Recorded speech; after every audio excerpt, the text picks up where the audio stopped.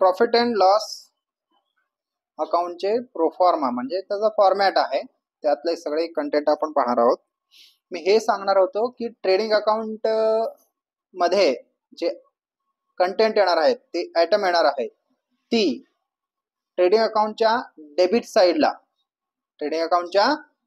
साईडला direct expenses येते.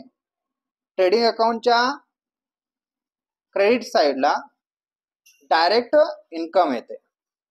मग त्याच्यातला ट्रेडिंग अकाउंटच्या क्रेडिट साईडला काही नैसर्गिक आपत्ती येते, नॅचरल जे काही डिझास्टर म्हणतो आपण, त्याच्यामुळे. नैसर्गिक म्हणजे काय? चोरी होऊ शकते, आग लागू शकते, या गोष्टी मात्र ट्रेडिंग अकाउंटच्या क्रेडिट साईडला होत असते. किंवा पार्टनरने काहीतरी घेतलं पैशाच्या माध्यमातून, वस्तूच्या माध्यमातून, गुड्सच्या माध्यमातून, तर त्यालाही ट्रेडिंग अकाउंटच्या क्रेडिट साईडला हे आपण शिकलेलं आहे. ट्रेडिंग अकाउंटच्या डेबिट साईडला काय? Direct expenses. ट्रेडिंग अकाउंटच्या क्रेडिट साईडला डायरेक्ट इन्कम. पण आता येतो profit and loss account. Profit and loss अकाउंटच्या डेबिट साईडला इनडायरेक्ट एक्सपेन्सेस येते. प्रॉफिट अँड लॉसच्या क्रेडिट साईडला इनडायरेक्ट इन्कम येते. मग हे इनडायरेक्ट एक्सपेन्सेस म्हणजे काय? इनडायरेक्ट एक्सपेन्सेस म्हणजे असा एक्सपेन्सेस जो सेल होताना किंवा सेल झाल्यानंतर जो काही खर्च येतो, जो काही एक्सपेन्सेस येतो, त्याला काय म्हणायचं? Indirect expenses. मग जेवढे काही इनडायरेक्ट एक्सपेन्सेस आहेत सेल होताना किंवा सेल करताना, तेवढे सगळे कशात येणार? इनडायरेक्ट एक्सपेन्सेस मध्ये. फॉर एक्झाम्पल, ऑफिसचा काम असतो, प्रोडक्ट तयार झालाय, प्रोडक्ट आमच्याकडे रेडी आहे. मग रेडी झाल्यानंतर आपण त्याला काय करतो? विकण्याचा प्रयत्न करतो. सेल किती झाला वगैरे सगळं काम ऑफिसमध्ये होत असते. त्या वेअर हाऊस मध्ये किंवा कारखान्यामध्ये होत नाही. तिथं फक्त काय तयार होतं? प्रोडक्ट तयार होतं. मग ह्या सगळ्या गोष्टी कुठे येतात? प्रॉफिट अँड लॉसच्या डेबिट साईडला. कोणत्या? Indirect expenses. इनडायरेक्ट एक्सपेन्सेस म्हणजे काय? सेल होण्याच्या नंतर, सेल होताना किंवा सेल झाल्यानंतर जे काही खर्च होतं, जे काही एक्सपेन्सेस येतं, ते कशात येतं? इनडायरेक्ट एक्सपेन्सेस मध्ये. ठीक आहे. मग आता इनडायरेक्ट इन्कम म्हणजे काय? तेच भाग आहे. इनडायरेक्ट इन्कम म्हणजे काय? सेल करताना किंवा सेल झाल्यानंतर जो काही इन्कम येतो, त्याला काय म्हणायचं? Indirect income. आता आपण कंटेंट पाहूया. Proforma of profit and loss account for the year ended. तुमच्या पुस्तकातील page number 17 profit and loss अकाउंटचा प्रोफॉर्मा आहे, ते बघूया. डेबिट साईडचं बघायचं आहे. पहिला कंटेंट आहे सॅलरीज टू सॅलरीज. लक्षात घ्या, सॅलरीज हे ऑफिस मधील लोकांना दिली जाते, कारखान्यातील लोकांना नाही. ऑफिस मध्ये सूट बूट टॉय वगैरे घालून, इनशर्ट घालून येत असतात ना, त्यांना म्हणजे ऑफिसचं काम जे काही आहे ते सगळे सॅलरीज घेत असतात. मग हे ऑफिसचा एक्सपेन्सेस म्हणजे काय? इनडायरेक्ट एक्सपेन्सेस आहे. सेल झाल्यानंतरचं काम आहे त्यांचा. कधीचं काम आहे? सेल झाल्यानंतरचा काम. मग तो ऑफिस मधील एक्सपेन्सेस आहे, इनडायरेक्ट एक्सपेन्सेस आहे, म्हणून सॅलरी तशात येतो. फक्त वेजेस दिले. वेजेस कोणाला देतो? मजुरी देतो. म्हणजे मजुरी म्हणजे काय? कारखान्यामध्ये प्रोडक्ट तयार होत आहे, त्या तयार करताना जे काम करतात लोक, त्यांना काय दिलं होतं आपण? मजुरी. म्हणजे प्रोडक्ट तयार झालंय का? नाही. सेल झालंय का? नाही. त्याच्या अगोदरचं काम, ते वेजेस कुठे येतो? डायरेक्ट एक्सपेन्सेस कुठे येतो? ट्रेडिंग अकाउंटच्या डेबिट साईडला. मग ओनली सॅलरीज असेल तर ते प्रॉफिट अँड लॉसच्या डेबिट साईडला येतो. का? कारण तो ऑफिस आहे, म्हणजे सेलच्या नंतरचा जो काही काम आहे तो ऑफिस मधील लोकांचा आहे, म्हणून तो इनडायरेक्ट एक्सपेन्सेस आहे. पुढचा पॉइंट आहे सॅलरीज अँड वेजेस. याबद्दल मी सांगितलं होतं तुम्हाला की सॅलरीज अँड वेजेस हा point profit and loss account मध्ये सुद्धा दिसतो डेबिट साईडला, आणि ट्रेडिंग अकाउंटच्या डेबिट साईडला सुद्धा तेच आयटम दिसतात. पण सिरीज म्हणजे सिरियल चेंज आहे. प्रॉफिट अँड लॉस अकाउंटच्या डेबिट साइडला सॅलरीज अँड वेजेस आहे. म्हणजे सुरुवातीला काय आहे सर, हे लक्षात कसं ठेवायचं? लक्षात ठेवण्यासाठी आम्हाला माहिती आहे सॅलरी कुठे येते, प्रॉफिट अँड लॉसच्या डेबिट. आता मगाशी झालंय, सॅलरी कुठे येते, प्रॉफिट अँड लॉसच्या डेबिट साइडला. मग सुरुवातीला सॅलरी आली ना, मग ते प्रॉफिट अँड लॉसच्या डेबिट साइडला. वेजेस कुठे येते, ट्रेडिंग अकाउंटच्या डेबिट साइडला. वेजेस कुठे येते, ट्रेडिंग अकाउंटच्या डेबिट साइडला. मग सुरुवात जर वेजेसने झाली तर ते कुठे, ट्रेडिंग अकाउंटच्या डेबिट साइडला. मग आयटम कसे आहेत, सॅलरीज अँड वेजेस असेल तर प्रॉफिट अँड लॉसच्या डेबिट साइडला, सॅलरी पहिला आली म्हणून. वेजेस अँड सॅलरीज असेल तर सुरुवातीला काय आली, वेजेस आली, ते कुठे येणार, ट्रेडिंग अकाउंटच्या डेबिट साइडला. पुढे rent and rates. He rent and rates दोन्हीकडे आहे. ट्रेडिंग अकाउंट मध्ये फॅक्टरी रेंट अँड रेट्स आहे. ओके, ट्रेडिंग अकाउंट मध्ये काय आहे, डेबिट साइडला चेक करा, लेफ्ट हँड साइडला आहे बघा, तिथं खालून चौथा आयटम आहे ना, फॅक्टरी रेंट अँड रेट्स. पण प्रॉफिट अँड लॉस अकाउंट मध्ये सेपरेट रेंट अँड रेट्स आहे. मग फॅक्टरीचा खर्च असेल तर कुठे येतो, डायरेक्ट एक्सपेन्सेस मध्ये येतो, तो ट्रेडिंग अकाउंटच्या डेबिट साइडला. फॅक्टरीला सोडून ऑफिसचा रेंट असू शकतो, है ना. एखादा ऑफिस बनवलाय, काही जण काय करतात, एक ऑफिस बनवतात, त्या ऑफिस मध्ये सगळे व्यवहार करतात, पण त्याचा प्रोडक्ट वगैरे तयार दुसरीकडेच होत असते. तिकडचा खर्च वेगळा, इकडचा खर्च वेगळा. म्हणजे काय, ऑफिसचा खर्च आहे. मग त्या ऑफिसच्या खर्चाच्या वेळेला रेंट अँड रेट्स येणार. रेंट अँड रेट्स कशाचा असू शकतो, ऑफिसचा असू शकतो. मग ते प्रॉफिट अँड लॉसच्या डेबिट साइड. पुढे इन्शुरन्स, हा आयटम सुद्धा तिकडे आहे, चेक करा, फॅक्टरी इन्शुरन्स म्हणून आहे का, खालून तिसरा पॉइंट. मग इकडे काय, फक्त इन्शुरन्स.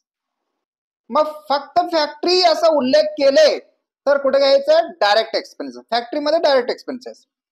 सेपरेट इन्शुरन्स केलं तर बाकी कशाचाही इन्शुरन्स असू शकतो, कशाचाही इन्शुरन्स, ऑफिसचा, ऑफिसमधील माल जे काही डिटेल डेटा असतो त्याचा, पीसीचा, सगळ्याच कशाचाही असू शकतो, व्यक्तीचा असू शकतो, कशाचाही असू शकतो, ते कुठे येणार, प्रॉफिट अँड लॉसच्या डेबिट साइड. पुढे इलेक्ट्रिसिटी, लाइटिंग, हे सुद्धा तिकडे आहे. दिसतंय का, दिसतंय का, आहे का.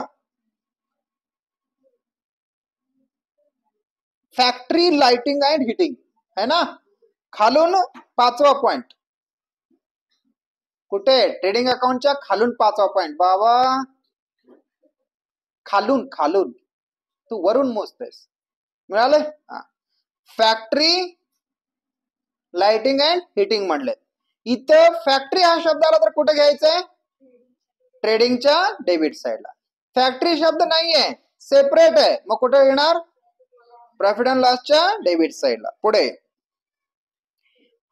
टेलिफोन पोस्टेज, आणि हे तुमच्या डोक्यात आलं असेल, फॅक्टरी हा शब्द असेल तिकडे घ्यायचं, नाही असेल तर इकडे घ्यायचं, हे कॉमन लक्षात आलंय तुम्हाला.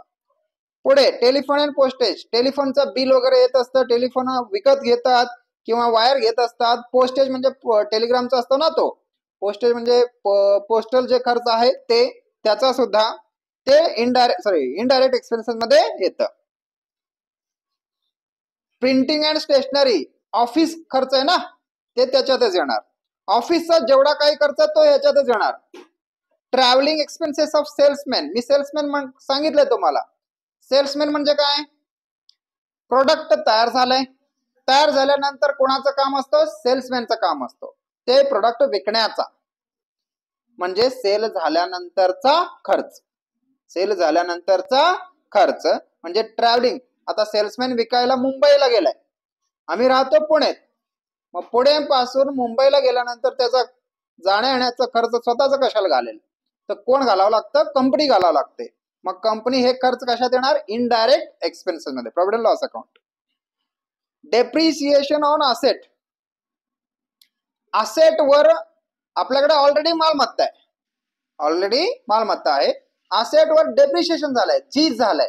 काय झालंय, झीज. हे झीज जे झालंय ते फॅक्टरीचं जो काय आपण प्रोडक्ट आहे ना, प्रोडक्ट मध्ये काही इन्व्हॉल्वमेंट आहे का याचा? प्रोडक्ट मध्ये इन्व्हॉल्वमेंट असेल ट्रेडिंग मध्ये आलं असतं. प्रोडक्ट मध्ये इन्व्हॉल्वमेंट नसतं त्याचा. असेट वेगवेगळे असतात, बिल्डिंग असते, फर्निचर असते, वेगवेगळे असते, मशिनरी असते, त्याची झीज होत असते, तो इनडायरेक्ट एक्सपेन्सेस. पुढे लोडिंग चार्जेस. लोडिंग चार्जेस म्हणजे लक्षात घ्या, तिकडे पण आहे इकडे पण आहे का तिकडं?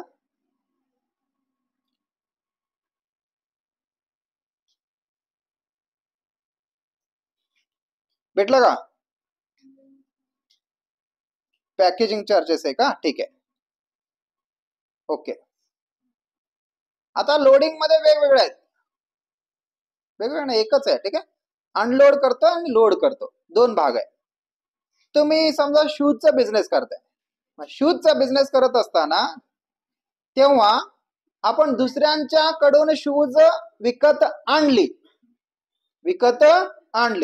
मग ते शूज सगळं आम्ही आमच्या फॅक्टरीमध्ये ठेवणार, म्हणजे ते गाडीमधून उतरवणार. गाडीमधून उतरवणे म्हणजे काय? अनलोड. काय करतात त्याला? अनलोड. काय म्हणतात? अनलोड म्हणजे उतरवणे म्हणतात. समजा गाडीमध्ये टाकायचंय, आमचा शूज कोणाला तरी विकलाय, मग त्यांना पाठवायचंय, मग आम्ही आता गाडीमध्ये टाकतो, त्याला काय म्हणतो? लोडिंग. त्याला काय म्हणतो? लोडिंग. लोडिंग कधी येते? विकताना, म्हणजे विकण्याच्या झाल्यानंतर, सेल झाल्यानंतर, ऑर्डर आल्यानंतर विकतो, तेव्हा काय म्हणतो आपण? Loading charges, indirect expenses.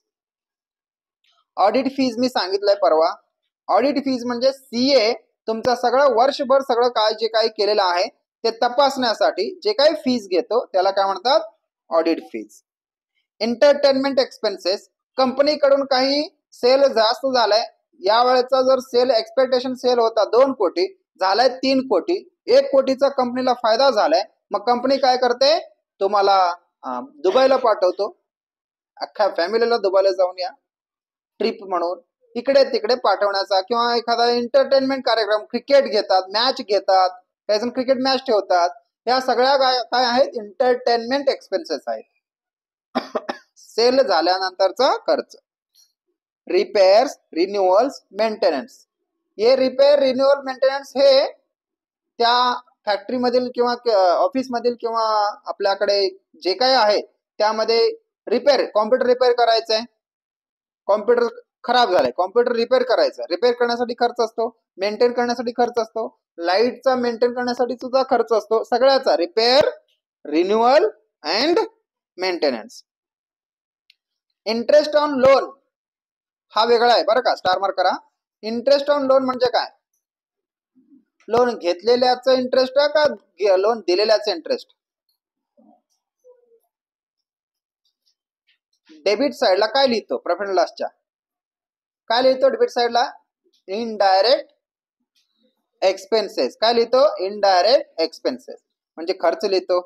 मग लोन वरचा व्याज हा खर्च असेल तर तो आमचा आहे का पैसे? नाही ना, म्हणजे तो खर्च आहे. 2 प्रकारे असतात इंटरेस्ट ऑन लोन, म्हणजे 2 प्रकार आहे, एक तर घेतलेल्यावरचा लोन इंटरेस्ट, दुसरा दिलेल्यावरचा इंटरेस्ट. जर समजा इंटरेस्ट ऑन लोन जर घेतला असेल कोणाकडून तरी, लोन आपण कोणाकडून तरी घेतलंय, मग लोन घेतल्यानंतर त्याच्यावर व्याज द्यावं लागतं.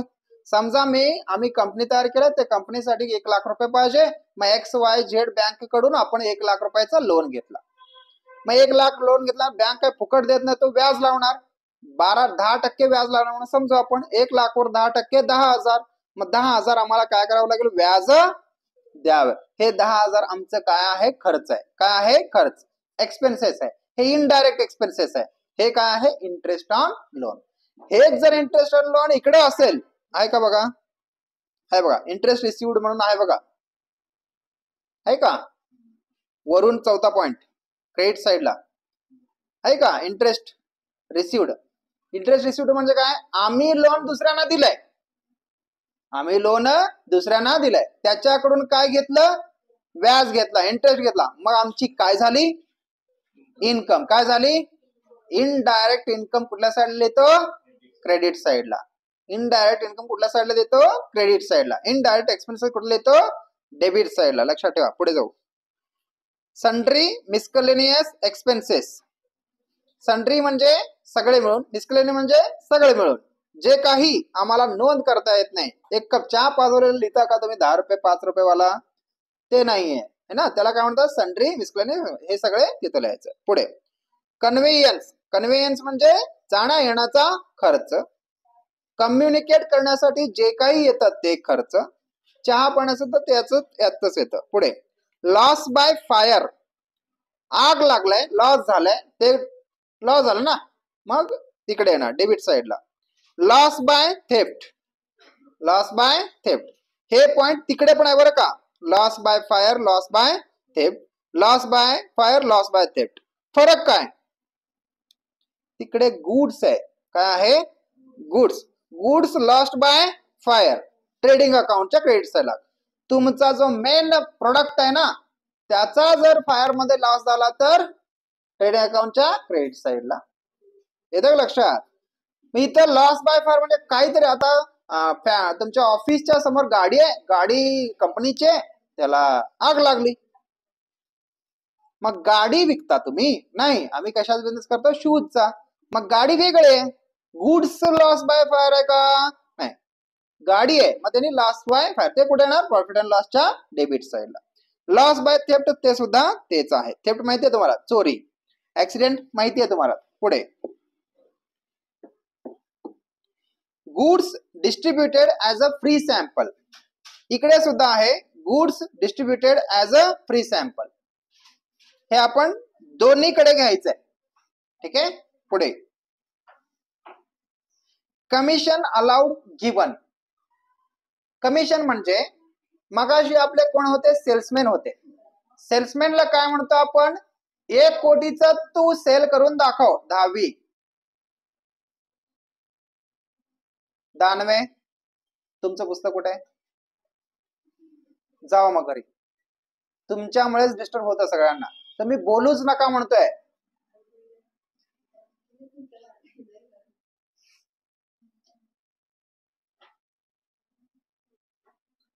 अख्ख्या जगाला कळेल आता तुमचं नाव, युट्यूबवर टाकणार आहे व्हिडिओ. करत नाही मी, तुमच्या घरी मी शेअर करणार आहे लगेच पटकन. Commission allowed given. कमिशन म्हणजे आपल्याकडे जे सेल्समॅन आहेत, गुड्स तयार झालाय, शोरूम मध्ये सगळे तयार झालंय, विकायला सांगणार आहे, मग त्यांना आपण आता पगारावर ठेवलंय, 15,000 पगारावर ठेवलाय. तुला 15,000 पगार आहे, पण जर सेल जास्त झाले ना, तुला 5% देतो, 5%. किती टक्के, वर्षाचा. समजा 1 कोटीचा बिझनेस झाला, किती टक्के, तेवढे देत नाहीत. 1 कोटीचा बिझनेस झाला, 1 कोटीवर 5% सांगा. 1 कोटीवर 10%, 10 लाख, बरोबर. 10% 10 लाख, मग निम्मा करा, 5 लाख. 5 लाख रुपये वर्षाला देतो त्याला, असं सांगणार. मग तो काय करणार, एकदम जिद्दीने सेल करणार. सेल वाढल्यावर मला मिळणार आहे बरं का, त्याला कमिशन भेटणार आहे. आपल्या आताच्या भाषेमध्ये इन्सेंटिव्ह म्हणतात. काय म्हणतात, इन्सेंटिव्ह. ओके, ठीक आहे. मग हे कमिशन वगैरे देतो, कंपनीचं जातं ना पैसे, मग हे लॉसच आहे आपला. पुढे डिस्काउंट अलाउड. डिस्काउंट 2 प्रकारचे, देतो, घेतो. आम्ही प्रोडक्ट विकताना मी सांगितलं होतं, 1000 रुपयाचा शूज आहे, 1000 रुपयाचा शूज आहे, मग आपण डिस्काउंट दिला तर कोणाचा लॉस, आपला. कारण 1000 रुपयाचं जर 900 रुपयाला विकलं तर कोणाचा लॉस, आपला. डिस्काउंट दिली आहे, हे डिस्काउंट अलाउड म्हणजे डिस्काउंट दिली, हे आपला खर्च आहे. जर डिस्काउंट रिसिव्ड झाला, पलीकडे दिलाय क्रेडिट साइडला, डिस्काउंट रिसिव्ड आहे का, आहे का. तिसरा point, discount earned, discount received. मिळाली तर आम्हाला डिस्काउंट, कोणाकडून शूज आणतो ना आपण सुरुवातीला, त्यांनी डिस्काउंट दिला. 800 रुपयाचा जो शूज आहे, जर 1000 रुपयाचा शूज आहे, तो 900 रुपयाला दिला, म्हणजे कोणाचा इन्कम झाला, आमचा इन्कम झाला. कळतं का, मग तो डिस्काउंट रिसिव्ड आहे. पुढे मी मगाशी सांगितलं, डिस्काउंट रिसिव्ड म्हणजे इन्कम झाला असेल तर क्रेडिट साइडला, आणि लॉस किंवा एक्सपेन्सेस झाला तर डेबिट साइडला. अलाउन्सेस. अलाउन्सेस म्हणजे काय, तुमच्याकडे जे कोणी राहायला म्हणजे काम करायला ऑफिसर्स वगैरे आहेत, मॅनेजर्स, क्लर्क, कोणी असू दे, समजा दुसरीकडून आले असतील, आता महाराष्ट्रात काम करतायत, तर महाराष्ट्रात काम करताना बेंगळुरू मधून एक व्यक्ती येतो, मग त्याचं घर तिथे आहे, मग इकडे येऊन काम कशाला करेल, पण त्याचं काम करण्याचं पद्धत चांगलं आहे, त्याला काम कसं करायचं हे माहिती आहे, मग त्याला आपण इकडे बोलवतो, मग तो इथं म्हणतो म्हणून मी कशाला येऊ तिथं, तुला मी राहायला फ्री देतो, जेवायला फ्री देतो, सगळं अलाउन्स देतो. काय देतो? अलाउन्स. काय? अलाउन्स. अलाउन्स म्हणजे काय? तिथे राहायला तरी गाडी म्हणजे रूम घेतला, 1 BHK घेतला, 6,000 आहे का? 6,000 कंपनी देते. जेवण आहे का? जेवणाचं रोजचं 500 रुपये तुला देतो. हे अलाउन्स म्हणतात. काय म्हणतात? अलाउन्स. अलाउन्स म्हणजे त्या काम करणाऱ्या व्यक्तीला प्रोत्साहन करण्यासाठी त्याला काहीतरी दिली जाते, त्याचा खर्च बघितलं जातं, त्याला काय म्हणायचं? अलाउन्स. ऍडव्हर्टाइजमेंट हे तुम्हाला माहिती आहे, खर्चच आहे. कॅरेज आउटवर्ड, कॅरेज इनवर्ड वेगळा, कॅरेज आउटवर्ड वेगळा. कॅरेज आउटवर्ड म्हणजे गुड्स पाठवतानाचा खर्च. आउट विकलाय आपण, शूज विकलाय, शूज पाठवतोय, पाठवतानाचा खर्च. कॅरेज इनवर्ड असेल तर आणतानाचा खर्च, तो ट्रेडिंगच्या डेबिट साइडला. सेल चार्जेस, सेल करताना काही चार्जेस लावतात, त्याला सेल चार्जेस आम्हाला द्यावे लागते. काय करावं लागते? आम्हाला द्यावे लागते, ती सेल चार्जेस आहे. 10वीचे वेळ झाला असेल तर जाऊ शकता, उगाच थोबाड खराब करू नका.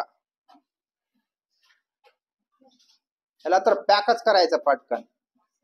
किती नोट्स काढला सांग? मी घरी पाठवणार आहे सकाळी 6:30ला.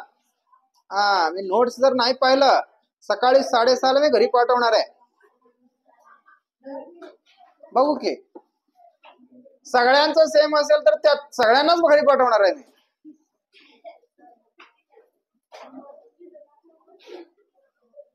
चला पटकन निघा.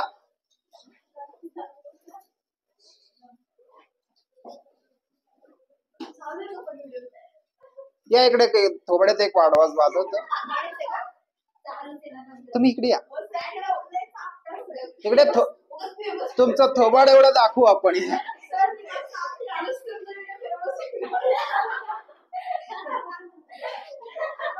ऍटिट्यूड.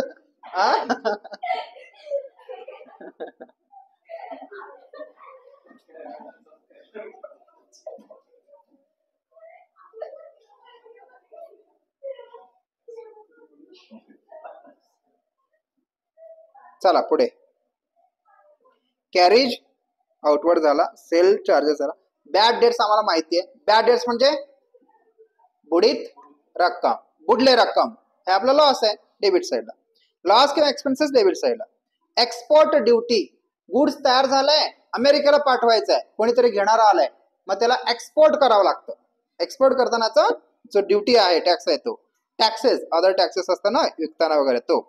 जनरल एक्सपेन्सेस म्हणजे मागास सांगितलं सन्ट्री एक्सपेन्सेस, मिसलेनियस एक्सपेन्सेस, तशाच प्रकारे जनरल खर्च कुठलाही असू दे, एक्सपेन्सेस दिले तर डेबिट साइडला प्रॉफिट अँड लॉसच्या. लिगल चार्जेस डेबिट साइडला, ट्रेड एक्सपेन्सेस डेबिट साइडला, प्रोफेशनल चार्जेस सगळे असलेले डेबिट साइडला. पण चार्जेस मध्ये फरक आहे. पलीकडे पॅकेजिंग चार्जेस आहे बघा, प्रायमरी पॅकिंग चार्जेस ट्रेडिंग अकाउंटच्या डेबिट साइडला आहे. प्रायमरी पॅकिंग चार्जेस है ना, तो कुठे? ट्रेडिंग अकाउंटच्या डेबिट साइडला. पण सेकंडरी पॅकिंग चार्जेस इथं आहे का बघा, है बघा खाली आहे बघा, एकदम खालून 4था पॉइंट है ना. सेकंडरी पॅकिंग चार्जेस कोणाकडे? प्रॉफिट अँड लॉसच्या डेबिट साइडला. बँक चार्जेस डेबिट साइडला. सॉलिसिटर फीज ते सुद्धा डेबिट साइड. सगळे जे काही खर्च येतात ते सगळे डेबिट साइडला. Loss on sale of fixed assets, underline करा, स्टार वर करा. इथं फिक्स्ड असेट आहे, समजा एक बिल्डिंग आहे, बिल्डिंग नको, फर्निचर आहे, एक टेबल आहे आमच्याकडे, मग हे टेबल आहे समजा, ते टेबल विकायचं आहे, मी आणलंय 5,000ला, आता विकायचं आहे, किती नेलं विकणार? 10,000ला विकणार? 8,000? 9? मग 7,000 तरी मिळेल. 6,000 तरी मिळेल. मग 4,000च कमी होत आहे. 3,000 घेतो मी. 4 का? त्याची किंमत काय झालं तुमचं? काय झालं? Loss on sale of fixed asset. कळलं का? म्हणजे फिक्स्ड असेट सेल करताना तुमचं जर लॉस झाला तर तिथं लिहायचं. पुढे जर इकडे कमी पडलं डेबिट साइडला नेट प्रॉफिट, तिकडे क्रेडिट डेबिट साइडला कमी पडलं तर नेट प्रॉफिट, क्रेडिट साइडला कमी पडलं तर नेट लॉस. काय? Net loss. जे नेट प्रॉफिट आहे तो नेट प्रॉफिट पार्टनर्सच्या कॅपिटलच्या करंट अकाउंट किंवा कॅपिटल अकाउंटला ट्रान्सफर करायचा. इकडे by gross profit brought down. हे ग्रॉस प्रॉफिट ब्रॉट डाउन कुठून येतं? ट्रेडिंग अकाउंटच्या डेबिट साइडला जर ग्रॉस प्रॉफिट झाला असेल, ट्रेडिंग अकाउंटच्या डेबिट साइडला ग्रॉस प्रॉफिट झाला असेल तर प्रॉफिट अँड लॉसच्या क्रेडिट साइडला घ्यायचं आहे. कॅरीड डाऊनचं ब्रॉट डाऊन. कमिशन मिळाले. आता जे जे बिझनेस मध्ये मिळते एक्स्ट्रा, काय एक्स्ट्रा जे मिळते ते सगळं प्रॉफिट अँड लॉसच्या डेबिट. कमिशन मिळाले डेबिट साइड, सॉरी क्रेडिट साइडला. डिस्काउंट मिळाले क्रेडिट साइडला. इंटरेस्ट मिळाले क्रेडिट साइडला. डिव्हिडंड मिळाले क्रेडिट साइडला. रेंट मिळाले क्रेडिट साइडला. रेंट म्हणजे भाडं. ठीक आहे. सन्ड्री मिसकलिनियस रिसिप्ट आहे. रिसिप्ट म्हणजे कशाचं तरी पावती भेटली. समजा आपण मोठी फॅक्टरी आहे, भरपूर मोठी फॅक्टरी आहे, गाडी लावताना चार्जेस लावतात बघा, त्याचे पैसे येतात. आता तुम्ही सीझन मॉलला जाता, त्यांचा बिझनेस तर चालूच आहे, आम्ही गाडी पार्क करायला पैसे घेतो 50 रुपये कार असेल तर. मग ते 50 रुपये त्यांचं काय रिसिप्ट आहे, म्हणजे त्यांची इन्कम आहे. हे कशात येणार? प्रॉफिट अँड लॉसच्या क्रेडिट साइडला. Profit on sale of asset. 5,000चा फर्निचर 6,000ला विकलं, काय झालं माझं? किती रुपये?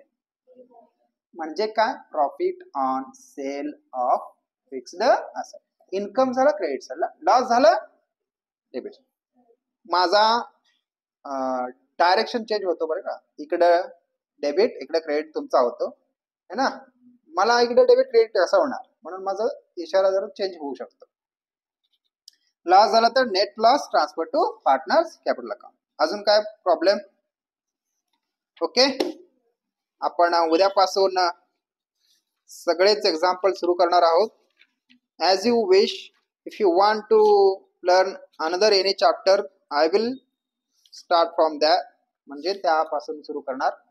जर तुम्हाला नेक्स्ट एक्झाम्पल, मला काय म्हणायचं, एवढं शिकलोय आपण, लिंक तुटली सगळंच तुटलं. आता थोडस डोक्यात बसलं, मग हळूहळू हळूहळू डोक्यात बसेल. ठीक आहे. थांबूया आपण इथंच. किती वाजले? 8 वाजले. अजून मग घेऊ आपण balance sheet. Balance sheet format ये हमने लिया ही नहीं.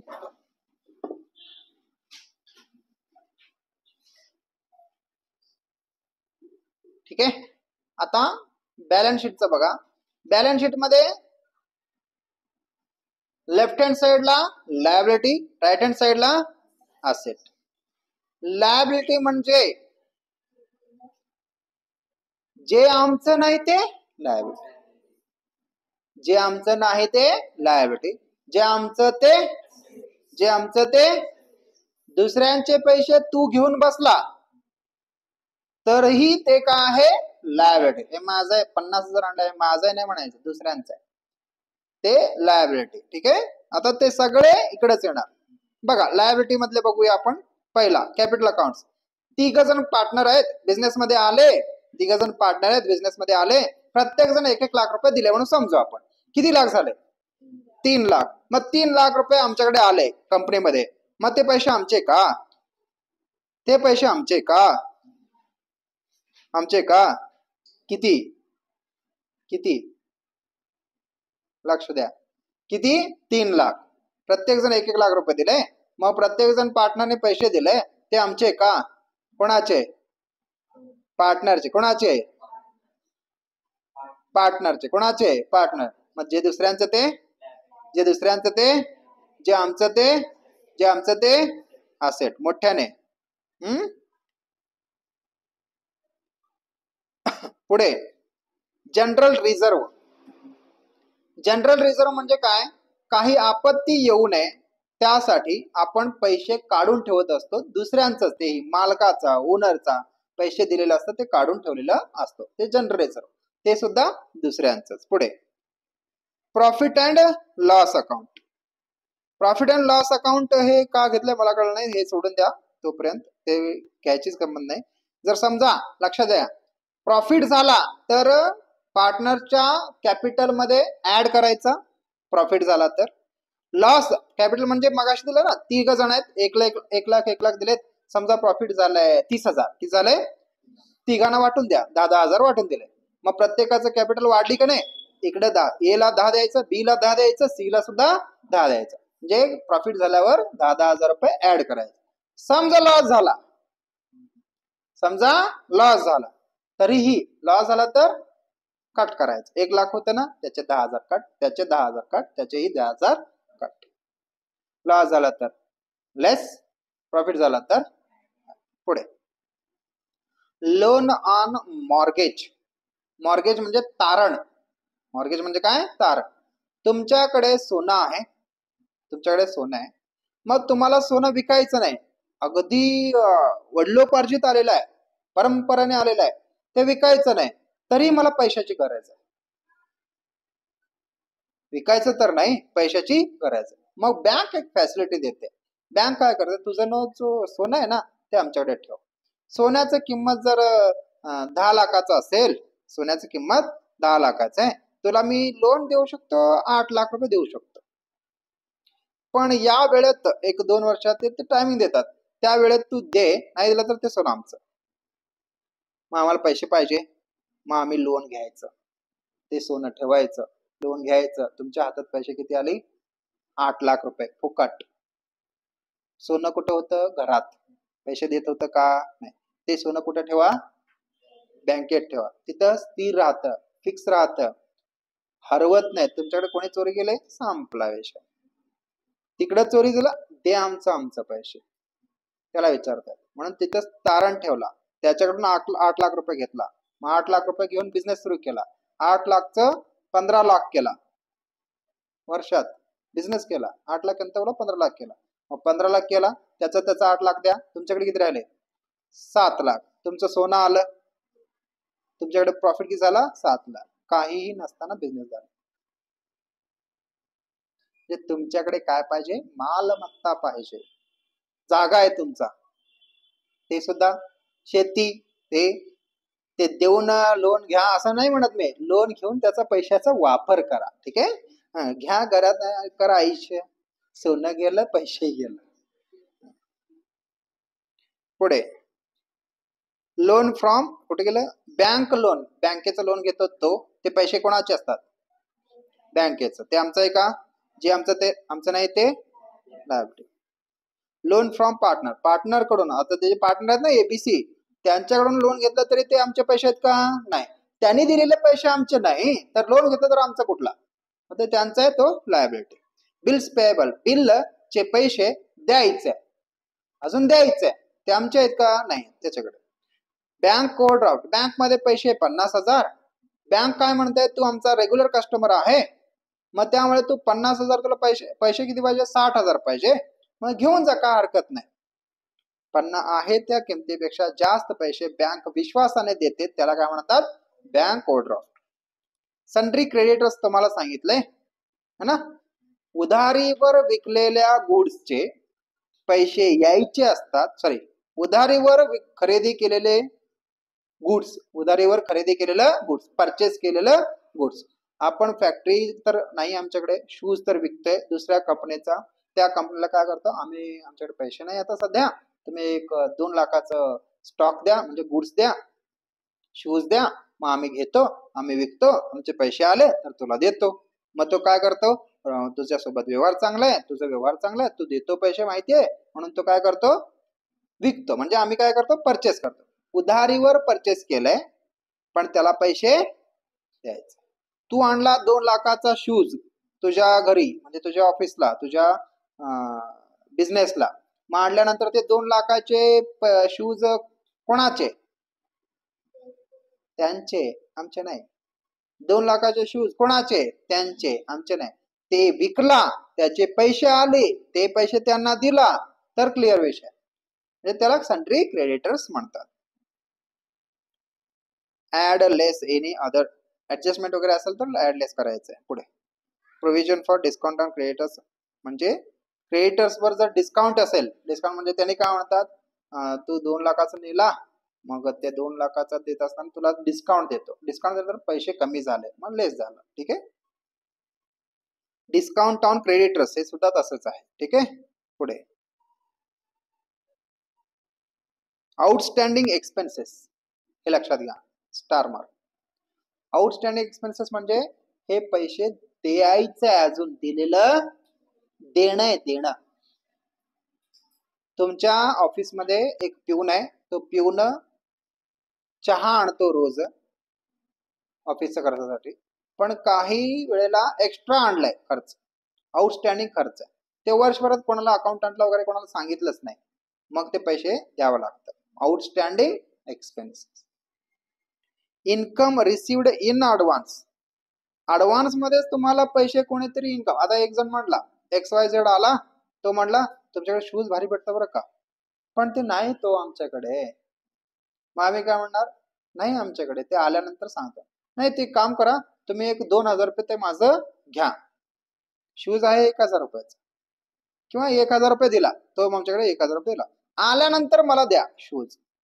शूज आम्ही दिलाय का त्याला, पण तोपर्यंत त्याचे पैसे माझ्याकडे आले, म्हणजे तो कोणाचे पैसे आहेत, त्याचे. कोणाचे पैसे आहे, त्याचे. Income received in advance, advance मध्येच इन्कम मिळाले आपल्याला. प्रोव्हिजन फॉर टॅक्सेस, टॅक्सेसचं जो काय आहे ते सगळं तिथे लिहायचं. असेट साइड, गुडविल, हे आपलं नाव लौकिक असतं, जे आमचं ते असेट, याच्यात सगळं तेच आहे.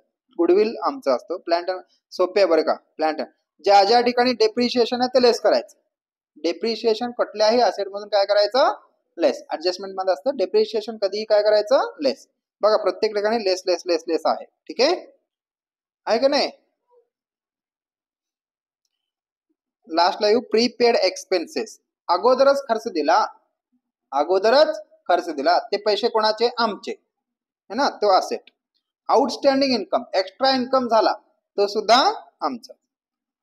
लोन्स आणि ऍडव्हान्सेस दिलं कोणाला तरी, ऍडव्हान्स मध्ये पैसे दिलं किंवा लोन दिलं, ते आमचेच पैसे आहेत.